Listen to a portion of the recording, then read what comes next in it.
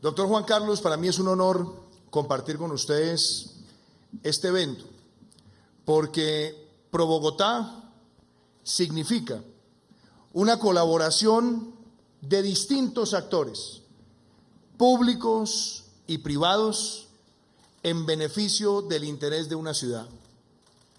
Es la más clara encarnación de un propósito colectivo, de una institución que nace no para pensar en la coyuntura política inmediata, sino para soñar un proyecto de ciudad. Y me alegra poder estar hoy acá para compartir perspectivas desde el Gobierno Nacional orientadas a la ciudad. Pero también quiero aprovechar este día para hacer reflexiones sobre el país, sobre la región, sobre los retos que tenemos, que parten de esa premisa del famoso pensador japonés Kenichi Mae, donde decía que debemos pensar globalmente y saber actuar localmente.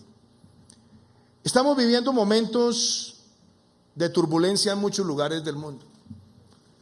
Estamos viviendo momentos donde hay expresiones que llaman al odio, que llaman a sentimientos incendiarios, que hacen un apego estricto a la violencia para tratar de exacerbar sentimientos, muchos de ellos con intereses políticos para construirse sobre las cenizas de las democracias. Estamos viendo cómo en muchos lugares se exageran sentimientos negativos y se menosprecian sentimientos positivos. O sencillamente, algunos prefieren apuntar a tratar de demeritar cualquier instante de progreso. Es muy importante que en este contexto global, que se siente en distintos lugares del planeta, tengamos claro que la democracia hoy es más directa que nunca, pero también la democracia hoy es más permeable que nunca a esos sentimientos, por la velocidad con la que se pueden mover desde noticias falsas hasta acusaciones que terminan repitiéndose hasta que se convierten en verdades o en percepciones que alimentan la exacerbación. Pero si miramos también otro contexto, podemos darnos cuenta que esa democracia directa tiene elementos positivos. Tiene la posibilidad de invitar a todos los ciudadanos a la reflexión y la posibilidad de hacer del gran debate y el diálogo ciudadano una oportunidad. Por eso, como presidente de Colombia, recuerdo aquella frase que pronunciara Gabriel García Márquez, según la cual decía que a los colombianos nos costaba muchas veces celebrar el progreso, porque nosotros siempre como sociedad estamos añorando un poco más, estamos cuestionando porque queremos más. Pero decía también Gabriel García Márquez que celebrar el progreso es parte de reconocer los procesos evolutivos en una sociedad. Y yo creo que Colombia tiene una historia muy bonita que contar. En medio de sus dificultades, en medio de tantas tribulaciones, en medio de tantas angustias, Colombia tiene una historia bonita que contar. Y es la de un país resiliente, que ha podido sortear toda serie de adversidades y ha podido hacer de las adversidades la más grande de las oportunidades. Este país en tan solo 3 décadas tuvo uno de los mayores crecimientos en el mundo en expectativa de vida. En los últimos 20 años ha visto cómo se expande una clase media. Ha visto también cómo se mejoran infraestructuras básicas. Ha visto cómo avanzamos en la cobertura de educación y salud. Ha visto también cómo se puede llegar a un crecimiento rápido de la bancarización para abrirle oportunidades a la sociedad que le lleven a instancias donde más ciudadanos alcancen el sueño de ser propietarios. Ha sido un país que ha doblegado grandes amenazas de seguridad. Muchas de ellas seguirán latentes, quizás algunas en mayor y otras en menor proporción, pero lo cierto es que se ha fortalecido el Estado. Y también podemos decir que en grandes indicadores globales el país es hoy percibido como un país de una gran evolución. Hace tan solo 20 años parecía ilusorio que Colombia estuviera sentado en la OCDE. Hace 20 años nos parecía a nosotros ilusorio que compañías colombianas se estuvieran constituyendo como multinacionales en distintos lugares del planeta y de América Latina. Hace tan solo 20 años, algunas de las grandes publicaciones planteaban de los retos de la institucionalidad, de si Colombia sería capaz de sortearlos o si estaría siempre en el filo de ser constituido como un Estado fallido. Por eso cuando vemos el progreso, es cuando tenemos que ser absolutamente conscientes que más allá de los periodos presidenciales, que más allá de la coyuntura, lo que a nosotros nos tiene que motivar como país es mirar hacia adelante, corregir problemas que han envejecido mal, construir sobre los éxitos y soñar nuevos propósitos de país. Esa es la razón por la cual hace más de 4 años tomé la decisión de aspirar a la presidencia, para que pudiéramos plantearle a Colombia agendas nuevas, para que pudiéramos generar un nuevo cambio en la actitud frente a la política y frente a las instituciones, que pudiéramos además dejar de ver la política con ponzoñas y dejar de ver la política además como una guerra de vanidades. Por eso también, desde el primer día que asumí la presidencia, tomé un propósito: jamás utilizar el púlpito presidencial para que fuera un púlpito polarizador en el país.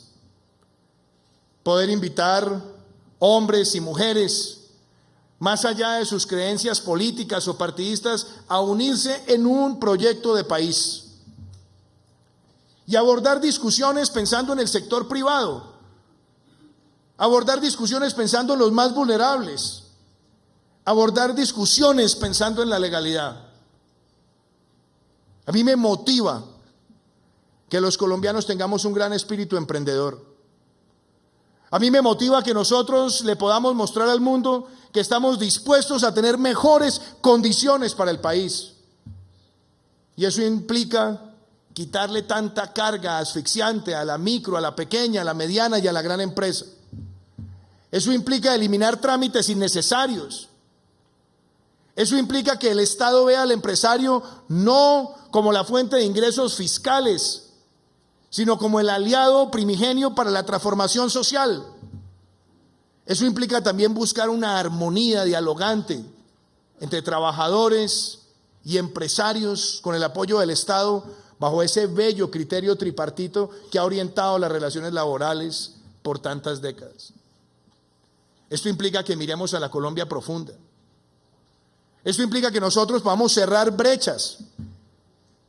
Y eso implica que podamos entender que la palabra paz no puede estar sometida sencillamente a arbitrios de carácter político, sino que la paz es alcanzable cuando es un propósito colectivo y existe además el acompañamiento del término legalidad y de la palabra seguridad como valor democrático, jamás llevada al extremo de ser tildada o de autoritarismo o de opresión. Es por eso que en este encuentro, doctor Juan Carlos, es bien importante que nosotros le contemos a Colombia y que lo repitamos de lo que se ha alcanzado. Que hace tan solo 15 meses, cuando empezó nuestro gobierno, empezamos con un gran propósito y era reactivar el crecimiento de nuestra economía. Una economía que venía de un año 2017 con un crecimiento lánguido del 1.4%, que afectaba nuestros propósitos de reducir pobreza, que afectaba nuestros propósitos de generar transformación productiva. Hoy, gracias a las medidas que hemos tomado juntos, porque una de las cosas que yo pretendo también con este gobierno es que dejemos de hablar en primera persona y que nos acabemos de una vez por todas con los yoísmos y pensemos es en nosotros. Nosotros hemos tomado las decisiones y hoy Colombia está prevista crecer por encima del 3%. Cuando América Latina apenas se ve creciendo el 0.5%. Cuando el promedio de la OCDE está por debajo del 2%. Cuando además el promedio mundial no llega al 3%. Que se necesita mucho más, desde luego, pero que en una coyuntura internacional llena de incertidumbres. Y además siendo el país que ha recibido el mayor choque migratorio que haya visto América Latina en su historia reciente, lo único que muestra es lo que somos como país, lo que debemos seguir siendo como país. Y que además se ve en una nación donde la inversión extranjera nos mira con buenos ojos por lo que hemos alcanzado históricamente en términos de estabilidad institucional, de la calidad de nuestra propia democracia. Y el ejemplo más claro es que la inversión extranjera directa en el primer semestre de este año creció el 24.7%. Mirábamos inclusive este fin de semana estudios de la firma Radar, donde muestra que el consumo de los hogares ha llegado al punto más alto desde que se hace esa medición en el año 2002. Que cerraremos este año con el mejor año del turismo en nuestro país, con más de 4.2 millones de visitantes no residentes. Y en lo que va corrido el año con la mayor tasa de ocupación hotelera en 15 años. Esas son realidades que tenemos que celebrar, desde luego. Que las acompañan también desempeños sectoriales que queremos que sean mejores todos los días. En la construcción, en la infraestructura, en la industria. Nos complace además que Colombia sea vista hoy como la capital latinoamericana para la cuarta revolución industrial, donde el Foro Económico Mundial ha abierto el primer centro de cuarta revolución en un país hispanoparlante y lo trajo a Colombia.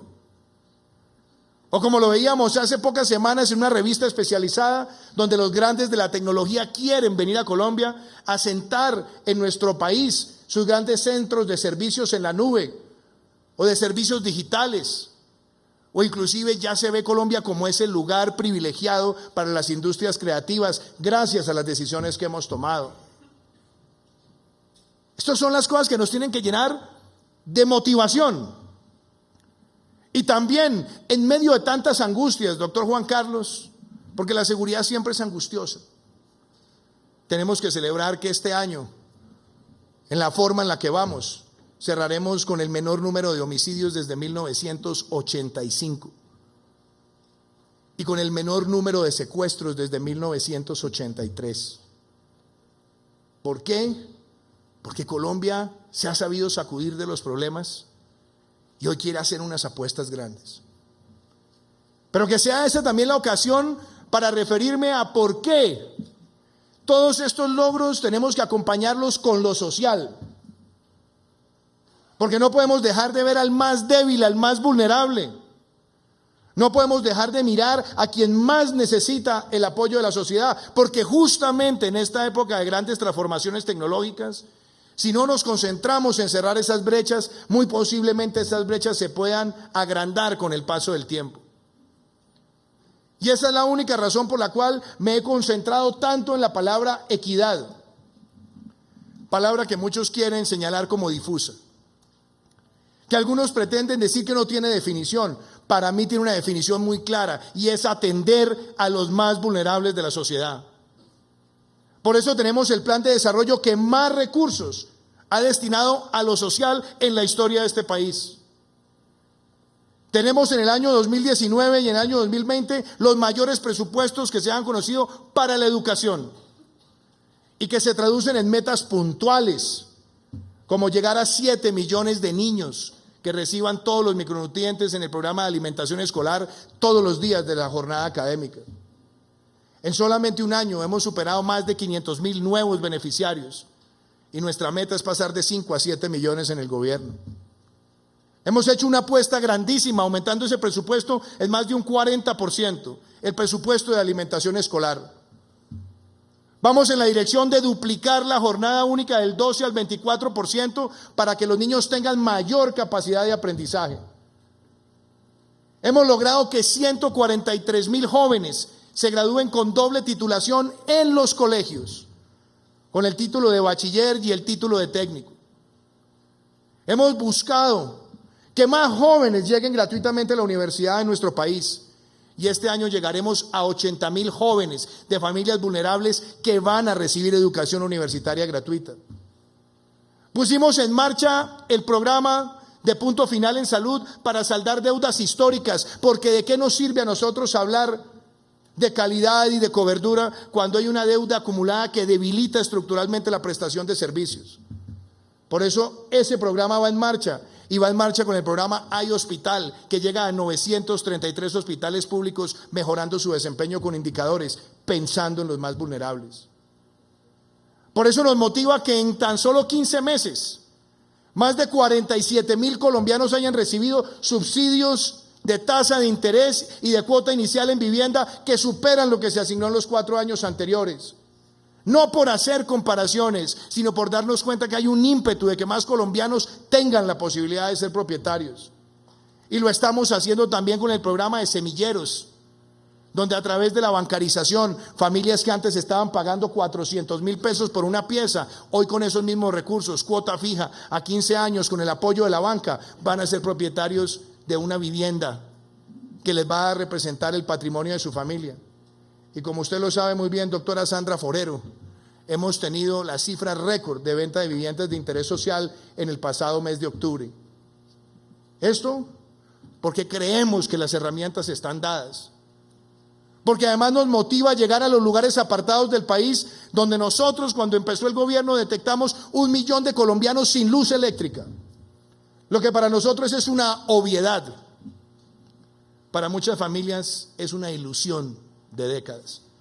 Y así llegamos a Taraira, así llegamos a Tierra Alta, a Crucito, donde encendimos a través de paneles solares unifamiliares ese sueño.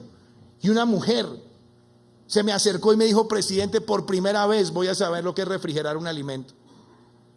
Nuestra meta es llegar a 500.000 colombianos en este gobierno. Llegaremos a los primeros 100.000 este año.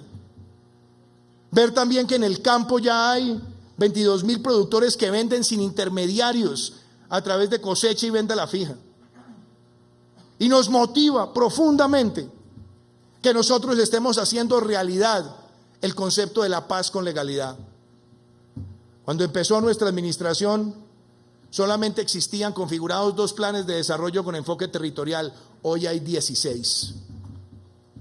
Cuando empezó nuestro gobierno, solamente el 5% del catastro en el país estaba actualizado.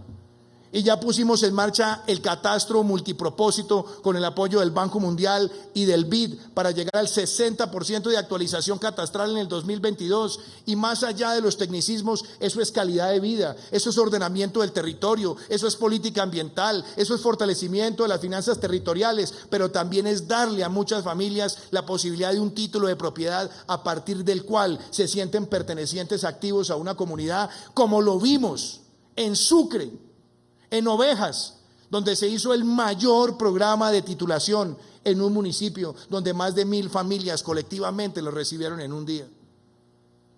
Y claro está, en esa construcción de la paz con legalidad, nuestro énfasis es que las personas que están trazando el camino de la reincorporación lo hagan exitosamente.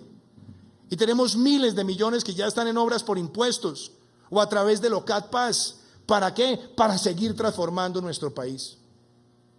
Lejos estaría yo de decir que aquí estamos nosotros con cantos de sirenas o sencillamente vendiendo una realidad solamente llena de conceptos positivos. Colombia tiene retos, nunca lo hemos negado y nunca lo dejaremos de negar. Pero esos retos se tienen que abordar en democracia, constructivamente, y que de una vez por todas entendamos que quien gana las elecciones no es el enemigo de los que la perdieron, ni los que la perdieron son los enemigos de quienes ganaron. Esa es la democracia, y la democracia se asume, y se asume pensando positivamente y mirando hacia adelante. Muchos han tratado de señalar que las elecciones locales son simplemente el reflejo del sentimiento frente al gobierno nacional, como si el gobierno nacional debiera estar influenciando las elecciones locales. No lo hice y jamás lo haría, porque el papel del gobierno nacional es garantizar el transcurso de la democracia.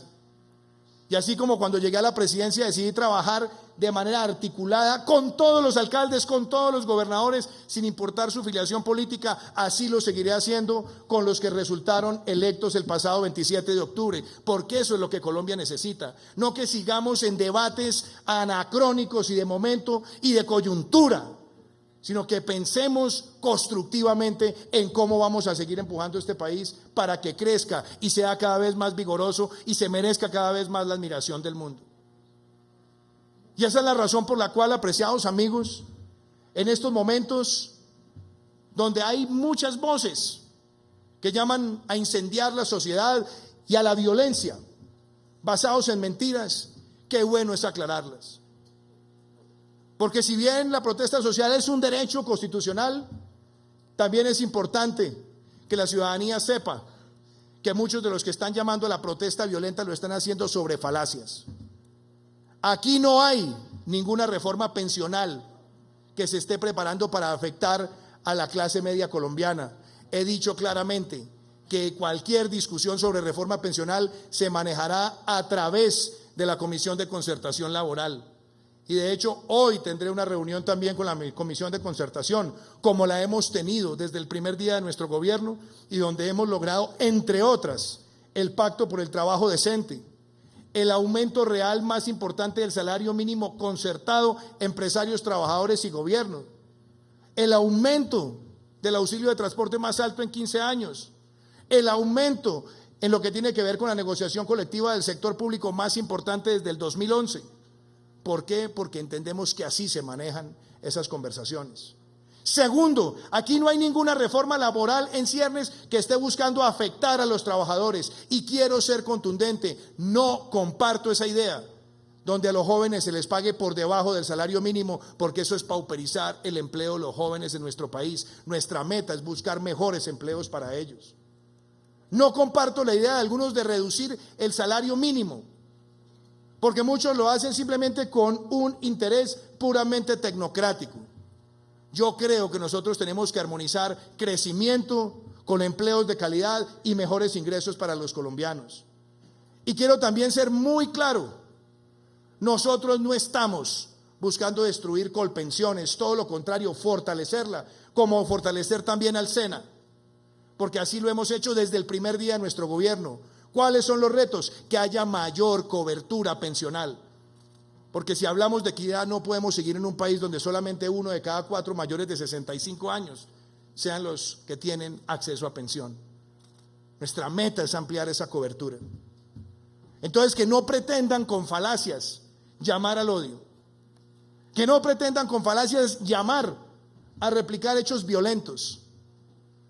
Porque es dramático ver que algunos de los que reclamaban en otros lugares del planeta empleo, incendiaron los puestos de trabajo de miles de personas. O muchos de los que abogan porque haya mayores servicios de movilidad fueron los que incendiaron el transporte público, privando a miles de familias humildes de poderse desplazar y movilizar. Este ha sido un gobierno abierto siempre al diálogo. Por eso llevamos 41 talleres construyendo país, escuchando a los colombianos. Más de 60 consejos de seguridad abiertos, escuchando a los ciudadanos. Y cientos de reuniones con distintos grupos sociales. Ese espíritu se mantiene y se mantendrá, porque creo en el gobierno que se construye en los territorios y no en los escritorios. ¿Que los gobernantes son siempre sujetos de críticas? Sí, claro que sí.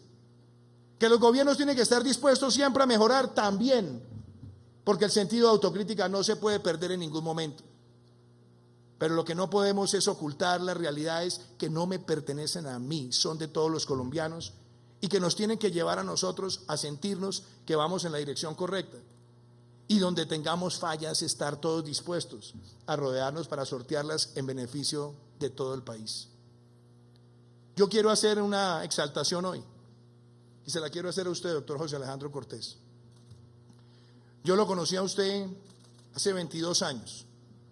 Yo estaba empezando mi carrera y usted, aparte de ser gran empresario y filántropo, tenía también en sus ideas apoyar el desarrollo de la participación política de los jóvenes.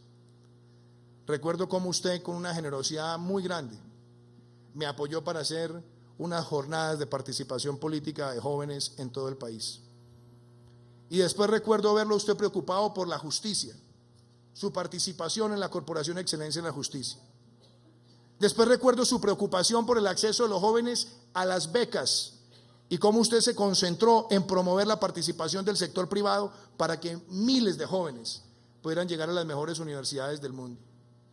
Después vimos su preocupación por el periodismo libre, independiente, que se reconociera el trabajo de la búsqueda de la verdad.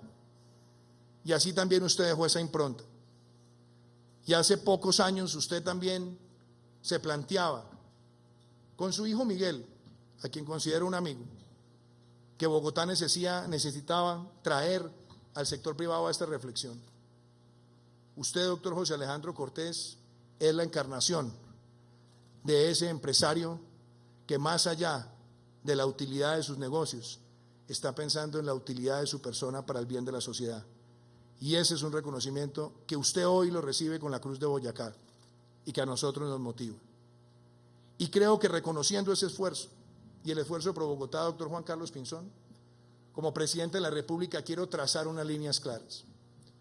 ¿Queremos que Bogotá tenga metro? Sí, y por eso en 15 meses de gobierno nos dedicamos a sacar adelante con el gobierno de la ciudad ese proyecto para que se hiciera la adjudicación y empezara la evolución. Un proyecto que va a transformar la ciudad. Estamos comprometidos además con el Regiotran, donde también aportaremos el 70% de los recursos. Estamos comprometidos con avanzar en los proyectos de Accesos Norte y de la LOS Sur.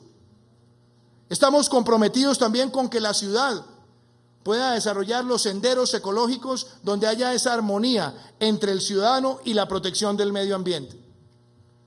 Estamos comprometidos con las áreas de desarrollo naranja, como la que vimos hace pocos días en San Felipe, que en esas 46 hectáreas llegarán más de 500.000 millones de pesos de inversión, donde la clase creativa va a darle identidad a la ciudad.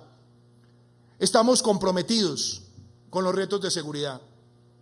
Este año será el año de la menor tasa de homicidios que haya visto Bogotá en más de 3 décadas. Pero nosotros queremos llegar a un solo dígito al final de nuestro gobierno. Hemos aumentado el pie de fuerza en más de 1.500 efectivos y dotado a la ciudad de nuevas tecnologías para tener mejor inteligencia, mejor georreferenciación del delito y desarticular a todas las redes de criminalidad organizada. Y vamos a trabajar en la lucha contra el robo, contra el hurto callejero. Que por cierto es bueno aclarar esto. Bogotá tenía un subregistro. Bogotá tenía un subregistro porque la denuncia era engorrosa, difícil. Y recuerdo que promoví la denuncia electrónica y muchos me dijeron, usted va a ser la víctima. Y dije, ¿por qué? Porque cuando la gente empieza a denunciar de manera más fácil, el subregistro va a mostrar un incremento rápido y quizás exponencial. Y dije, prefiero correr ese riesgo, pero a sincerar la información, porque lo contrario es engañarnos como sociedad. Y es por eso que hoy más del 60% de las denuncias de hurtos en Bogotá son denuncias electrónicas. Pero con el trabajo que se está haciendo con la policía, estamos empezando a quebrar tendencias. Y será la política de seguridad ciudadana próxima a salir la que nos va a ayudar a trabajar en las ciudades contra el hurto callejero y trabajando también con el aparato judicial, porque se necesita judicialización frente a la reincidencia. Y usted, representante Eduardo Rodríguez, con su proyecto de reincidencia, esperamos que también contribuya a ese debate, porque Colombia necesita que muchos de esos criminales realmente reciban condenas ejemplarizantes cuando se repiten permanentemente sus actos delincuenciales. Y por supuesto no quiero dejar de lado los clústeres productivos de la ciudad. La ciudad tiene por lo menos 10 o 12 clústeres en distintas actividades que podemos manejar de manera ordenada y llevarlo también a que la ciudad se posicione en la exportación de esos bienes y servicios. Y cierro con esto. Esa visión de la ciudad al 2051 que usted planteó, qué bueno que la podamos trabajar en armonía con el gobierno nacional. Qué bueno que nosotros nos propongamos mirar estos 40 años adelante y determinar cuántas líneas de metro más se necesitan, cuáles van a ser los interconectores viales que se necesitan y cómo va a ser esa articulación con la región. Pero mi mensaje a todos ustedes es que en medio de todas estas reflexiones, las que acabo de hacer del orden internacional, las que acabo de hacer sobre el orden nacional y las que acabo de plantear frente a la ciudad, es porque nosotros como país no podemos dejar que el odio sea el que termine calcinando calles. Este país necesita darle prioridad a construir antes que destruir. Que si bien es importante la protesta para muchos y se respeta, quizás sea más importante agotar primero la propuesta y además el mensaje final, aprender de quienes por encima de las vanidades logran dejar impronta. Ese es el reconocimiento que se le ha hecho a usted, doctor José Alejandro Cortés, y créanme que como presidente de los colombianos, mi único deseo y mi único interés es que a este país le vaya bien. No hay de mi parte ningún sentimiento en contravía de ningún colombiano distinto de los que quieren arrebatarle a los colombianos la libertad a través de la violencia, y que en el cumplimiento del derecho constitucional y legal tendremos que enfrentar siempre con la Constitución en la mano. Y que sea esta la ocasión para decirles que en estos días de profunda reflexión miremos lo que Colombia ha construido para que no pretendan algunos destruirlo por intereses políticos. Muchísimas gracias.